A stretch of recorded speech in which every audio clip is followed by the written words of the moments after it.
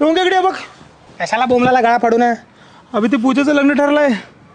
मग ठरू दे की, बरं झाला, सुटका झाली तुझी, ठरू दे लग्न. आणि ते नेहाचं एंगेजमेंट पण ठरलंय. हा, चांगली गोष्ट आहे, झालं ना, चांगली गोष्ट आहे. राहू दे, तुझ्या डोक्यावरती दोघं नाचत होते ते बरं झालं. आता शांतता मिळते मला बी, तुला बी. अबे त्यांनी दोघं बोलवलेत फंक्शनला. काय गरज नाही. आणि एकाच दिवशी आहे, मला कन्फ्युजन व्हायला लागलाय कुठं जाऊ. एक दिवशी असू दे, 2 दिवशी असू दे, जायची काय गरज नाही फंक्शनला बिंक्शनला. गप घरात बस. हा, नेहाच्या फंक्शनला जातच नाही मी.